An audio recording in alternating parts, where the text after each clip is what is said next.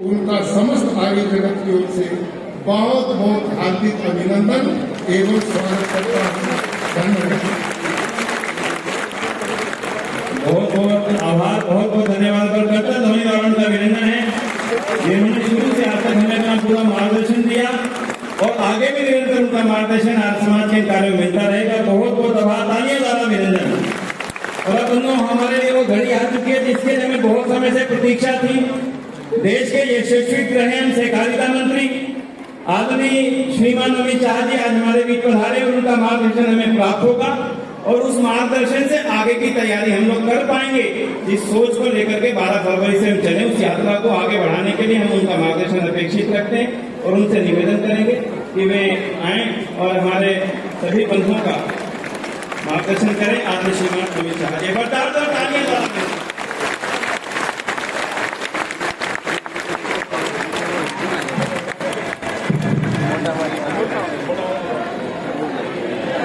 मेरे साथ बोलिए, भारत माता की, भारत माता की।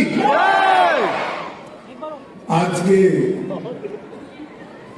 इस महत्वपूर्ण और ऐतिहासिक कार्यक्रम में मेरे साथ मंच पर उपस्थित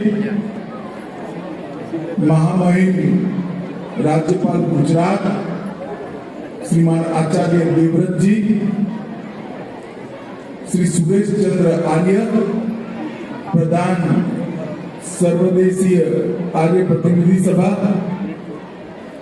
श्री सुरेंद्र कुमार आर्य अध्यक्ष अखिल भारतीय दयानंद सेवाश्रम, श्री पूनम सुरी अध्यक्ष डीएवी कॉलेज प्रबंधकर्ता कमेटी, स्वामी प्रणवानंद सरस्वती जी, डॉक्टर अशोक कुमार चौहान जी, श्री सुदर्शन शर्मा जी, श्री गंगा प्रसाद जी पूर्व राज्यपाल सिक्किम, योगेश मुंजाल जी, श्री धर्मपाल आर्य जी, श्रीमती सुषमा शर्मा जी, श्री राधाकृष्ण आर्य जी और यहाँ पर उपस्थित स्वागत समिति के सभी सदस्यगण और इतनी बड़ी संख्या में आए हुए आर्य बंधु भगिनियों को मेरा प्रणाम, नमस्कार।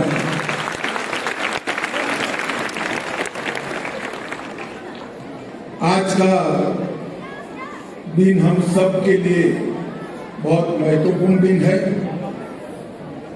क्योंकि कल ही वर्ष प्रतिपदा के दिन महर्षि दयानंद जी ने आर्य समाज की स्थापना की थी।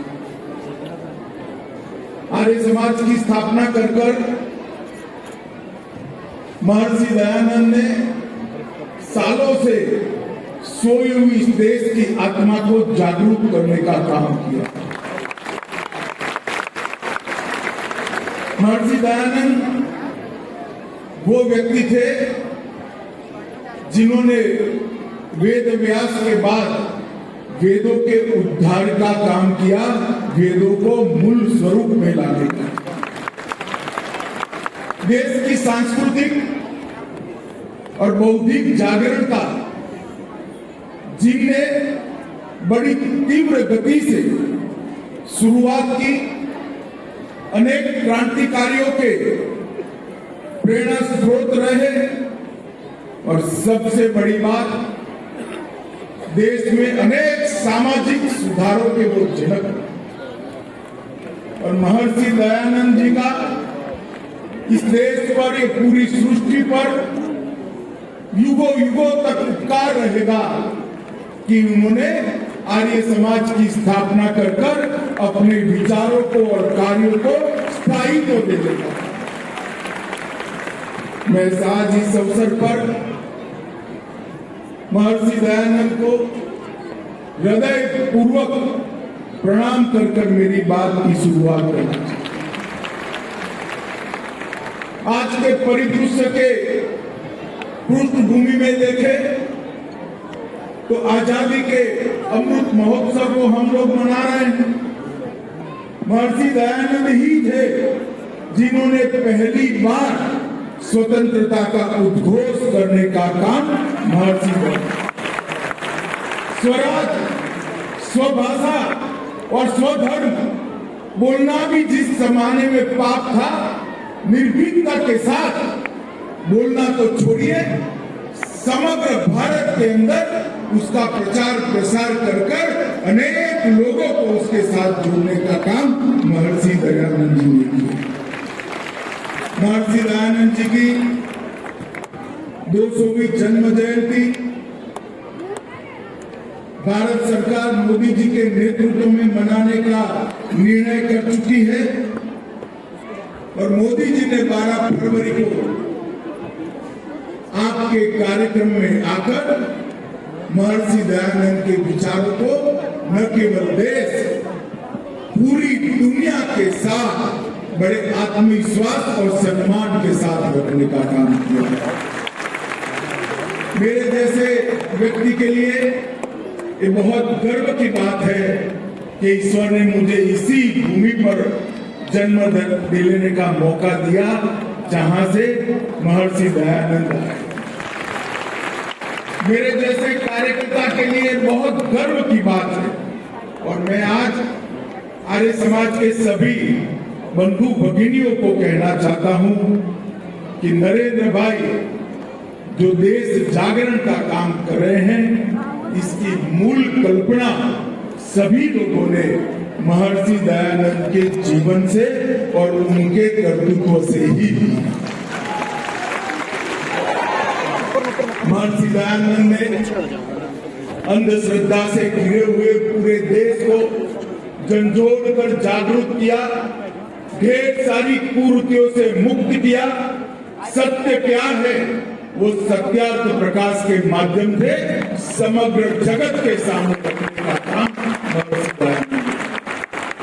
और महर्षि दयानंद ने अंग्रेजों के शासन के सामने निर्भीकता के साथ ढेर सारे लोगों को क्रांतिवीर बनने का प्रेरणा दिया, आजादी के लिए लड़ने का हौसला।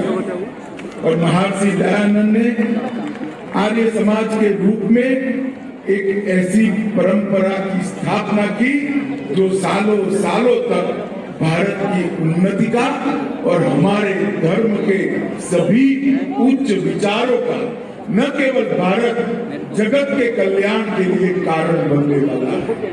मैं फिर से एक बार बहुत हृदय से महर्षि दयानंद जी को प्रणाम कर वो तेज पुंज से आशीर्वाद मांगकर अपनी बात को आगे बढ़ाना चाहता हूँ। तो महर्षि दयानंद की 200वीं जयंती के साथ साथ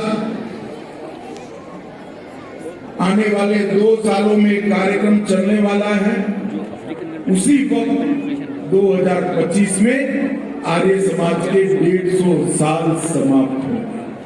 ये पूरे देश के और दुनिया भर में रहने वाले हर भारतीय के लिए बड़े गर्व का पल और गर्व का दिन। मैं आज पूर्वोत्तर में मैं बहुत घुमा हूं, मगर आज जिस शुद्ध उच्चारण के साथ पूर्वोत्तर की ट्राइब के बच्चे वेदों के मंत्रोच्चारों के साथ यज्ञ में आहुति दे रहे थे, वो देखकर मन को परम शांत।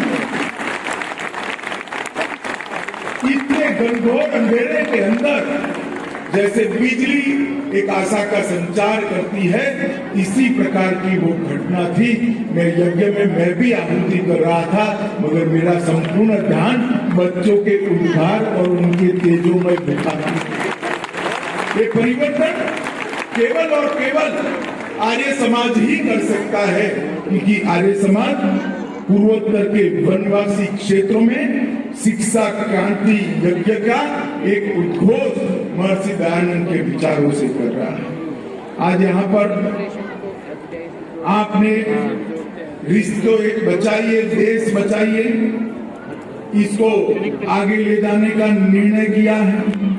प्राकृतिक खेती को, प्राकृतिक कृषि को अपनाया है।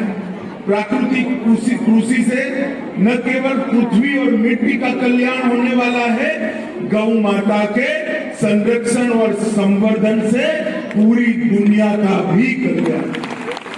और मैं आचार्य जी को विशेष बधाई देता हूं, जिस तन्मयता के साथ और जिस जुनून के साथ आचार्य जी ने प्राकृतिक खेती के आंदोलन को पूरे देश भर के अंदर चलाया है, और मोदी जी ने भी आचार्य जी के इस आंदोलन को सरकार की ओर से पूरा समर्थन कर लाखों किसान आज यूरिया और डीएपी से मुक्त कर पृथ्वी माता को फिर से एक बार गुणवत्ता से सबल बनाना और मानव शरीर को रोगों से मुक्त करने का अभियान चला है।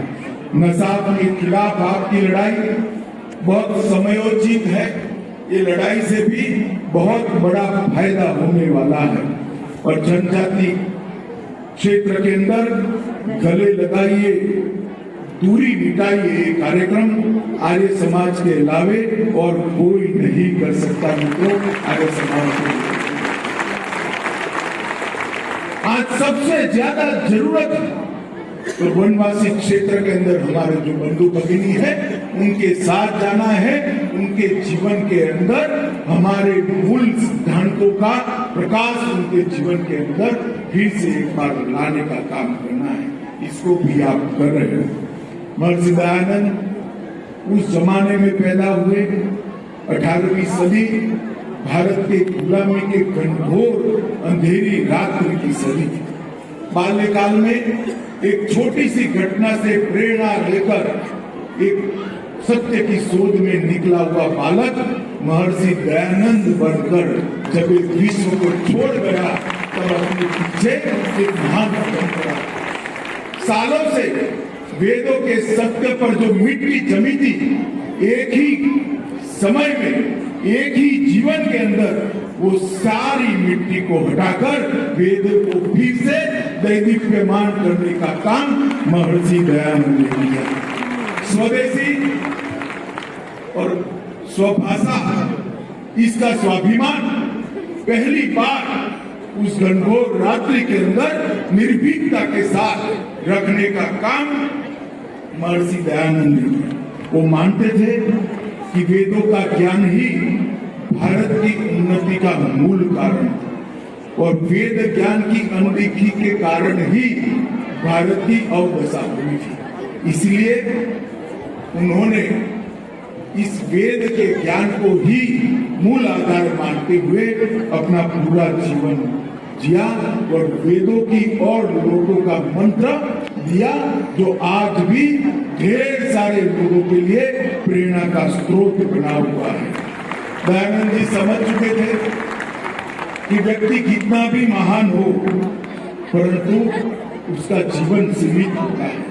इसलिए आर्य समाज की 1875 में नींव रखकर उन्होंने हमेशा के लिए अपने विचारों को एक लोगों के सामने जाने की दीप की लौ जलाने का काम महर्षि दयानंद ने किया। 1875 से 1883 तक के कालखंड के अंदर आर्य समाज उसी वक्त वटवृक्ष बन चुका था और उनके जाने के पश्चात भी लाखों प्रतिभावान शिष्यों ने एक काम को आगे बढ़ाया।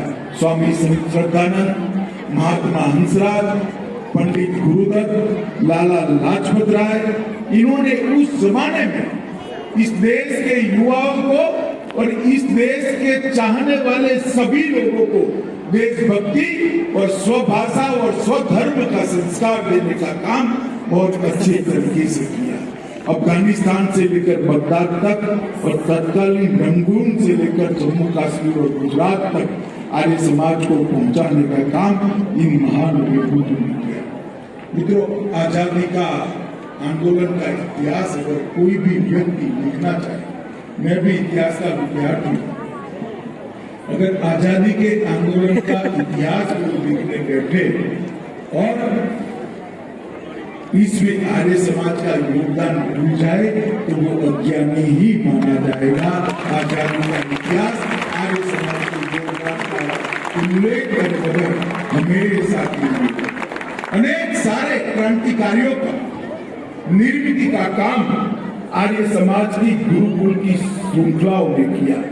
आर्य समाज के गुरुकुल, डीएवी, डीएवी और अनेक शिक्षा संस्थानों ने अंग्रेजी सरकार के विरुद्ध लोगों को, बच्चों को, युवाओं को, किशोरों को तैयार करने का केंद्र बनकर रहे और असहयोग आंदोलन में भी लाला लाजपत राय और स्वामी श्रद्धानंद ने बहुत बड़ी भूमिका निभाई। मित्रों, आर्य समाज ने बंग का भी पूर्ण छोड़ विरोध किया। स्वामी श्रद्धानंद के नेतृत्व में हजारों आर्य समाज के अनुयायी बंग का विरोध करने के लिए समग्र देश भर से बंगाल पहुंचे। हैदराबाद मुक्ति संग्राम और गोवा मुक्ति संग्राम में भी आर्य समाज ही सबसे पहला झंडा लेकर आ गया। मैंने हैदराबाद मुक्ति संग्राम, दीव दमन और गोवा के मुक्ति संग्राम की सारे इतिहास को गृह मंत्रालय की ओर से संकलित करने की पहल की। ये कार्य अभी चल रहा है, मगर जितना भी कार्य ढूंढते हैं उसको संकलित करते हैं, इसको पढ़ते हैं, तो उसकी शुरुआत किसी न किसी महर्षि दयानंद के अनुयायी ने की। ये बहुत बड़ी उपलब्धि है आर्य समाज। 1937 में निजाम ने आर्य समाज की वार्षिक बैठकों पर जब रोक लगाई, उसका भी डटकर सामना किया गया। महात्मा नारायण स्वामी के निर्देशों के तहत सत्याग्रह आंदोलन भी करना गया और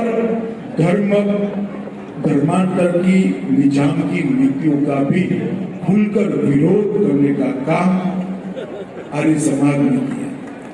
मित्रों, 1857 की क्रांति की विफलता के बाद एक प्रकार से पूरा देश बिखर गया। लगता था कालों तक, सदियों तक हम गुलाम रहेंगे और देखते देखते 90 साल के अब अल्पकाल के अंदर हमारा देश स्वतंत्र हो गया। और उस वक्त महर्षि दयानंद ने इस बात को दूर से देख लिया था कि इस देश की एक भाषा तय करनी पड़ेगी, संपर्क भाषा बढ़ानी पड़ेगी। इसीलिए जैसे आचार्य जी ने कहा, इन्होंने बोला भी हिंदी में, इन्होंने लिखा भी हिंदी में और उन्होंने जिया भी। संस्कृत के पंडित होने के बावजूद, मातृभाषा गुजराती होने के बावजूद सारे सिद्धांतों को हिंदी में समाहित कर रखना वो महामानव की दूरदर्शिता थी कि इस देश को बनाए रखने के लिए एक संपर्क भाषा की जरूरत पड़ेगी। आज जब भी आप लोग भी कल से करिएगा, जब भी मैं किसी को नमस्ते करता हूं तो महर्षि दयानंद को जरूर याद करें।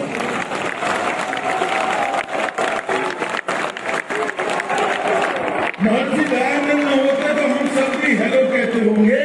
आज हम जब नमस्ते कहते हैं, हमेशा याद करेगा इस सर्वकालीन एवं संपूर्ण भारतीय अभिवादन महर्षि दयानंद की देन है और इसको भारत की। मित्रों, इन्होंने ऋग्वेद के वाक्य को, एक ही परमात्मा को ज्ञानी लोग अनेक नाम से पुकारते हैं, इस वाक्य को नया जीवन देकर पूरे विश्व के अंदर हमारे धर्म की अवधारणा की विशालता को परिचय कराना। हिंदू धर्म के अनुयायी, आर्य समाज के अनुयायी ये वाक्य को महर्षि दयानंद ने पूरे दुनिया के अंदर पहुंचा है। महर्षि दयानंद के कहे हुए एक एक वाक्य को उनके अनेक यशस्वी शिष्यों ने इस पर काम किया। डीएवी कॉलेज लाहौर से शिक्षा की क्रांति की नींव रखी। वेद विद्या के केंद्रों गुरुदेव कांगड़ी जैसे गुरुकुल कांगड़ी जैसे विद्यालयों ने शुरू की। वंचित वर्ग के बच्चों की पाठशालाओं का निर्माण शुरू हुआ, अनाथालय का निर्माण हुआ, महिला शिक्षा का काम शुरू हुआ, विधवाओं के लिए महिला आश्रम का निर्माण भी हुआ और विधवा विवाह का भी समर्थन आर्य समाज ने किया। ढेर सारे काम जीवन के अंदर करना, इसकी कल्पना कल्पना करना भी असंभव है। व्यक्ति अपने इतने से अल्प जीवन के अंदर इतने सारे आयामों को कैसे छू सकता है, और ऐसे अनुयायियों की फौज खड़ी करना जो उनके जाने के बाद, उनके जन्म के 200 दिन के बाद ये दिल्ली का पूरा सभागार और समग्र विश्व में आज ये समाज के प्रति कृतज्ञता के भाव के साथ और ये पूरा देश, और जब विश्व के समझ में आएगा तब पूरा विश्व महर्षि दयानंद के प्रति युगों तक कृतज्ञता के भाव से रहेगा, ऋण स्वीकार के भाव से रहेगा। इसमें मेरे जैसे लोगों को कोई दुविधा नहीं हो। लंबी लंबी समुद्र यात्राएं कर महर्षि के अनुयायियों ने मॉरिशस, फिजी, सूरीनाम, घाना, केन्या अनेक देशों में आर्य समाज की स्थापना की, और आज विश्व के 34 देशों के अंदर आर्य समाज का संगठन वृक्ष बन गया है। मित्रों, मैं आज यहाँ आया हूँ तब आप लोगों को जरूर कहना चाहता हूँ, आर्य समाज के काम को भी एक नई गति देने की जरूरत है। दिशा न बदले मगर गति बढ़ाने की जरूरत है। हम दाएं बाएं दिशा न बदले परंतु व्याप्तता बढ़ाने की जरूरत है। गति और व्याप्तता दोनों और बढ़ाकर हमें आगे बढ़ना पड़ेगा, तभी देश के सामने आज की जो चुनौतियां हैं उसका हम सामना कर पाएंगे। वेद का ज्ञान, स्वभाषा, हमारी संस्कृति, शिक्षा के मूल सिद्धांत, तैतरीय उपनिषद के सिद्धांतों के आधार पर शिक्षा, अंधविश्वास का उन्मूलन, सामाजिक कुरीतियों का विरोध, स्वदेशी, हर विषय पर अगर कोई काम कर सकता है तो आर्य समाज ही कर सकता है। उस समय जितनी जरूरत थी उतनी ही जरूरत आज भी महसूस होती है, और अब आज एक बहुत बड़ा हमारे लिए आशा का किरण ये है कि देश में नरेंद्र मोदी जी के नेतृत्व में सरकार,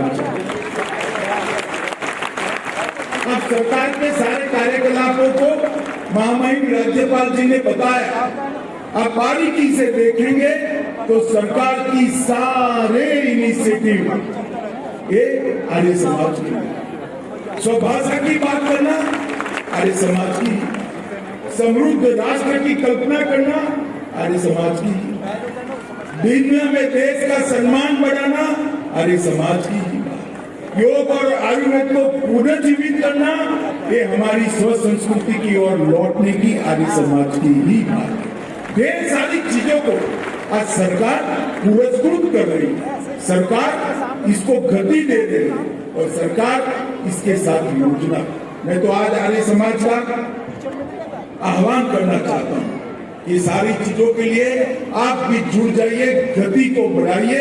आर्य समाज के काम को हर युवा तक पहुंचाने के लिए हम आगे बढ़े। ये मौका है 150वां साल आर्य समाज की स्थापना का और 200वां जन्म जयंती महर्षि दयानंद का, ये फिर से एक बार द्रुत गति से आगे बढ़ने को लिए हर आर्य ने अपने आप को, बंधु भगिनी ने अपने आप को दयानंद जी के लक्ष्य को पुनः समर्पित करने का साल है। यहीं से नई ऊर्जा के साथ आगे बढ़े, यही मेरा आप सबसे अभ्यर्थना है। आप लोगों से मिलने की बहुत इच्छा थी, आचार्य जी का स्वागत समिति ने मुझे बुलाया, मैं हमेशा आपका ऋणी रहूंगा, और महर्षि दयानंद के विचारों के प्रचार प्रसार के लिए मेरे जीवन के अंत तक जो भी करना पड़े करने के लिए मैं हमेशा उपलब्ध रहूंगा। आप सभी को प्रणाम, नमस्कार।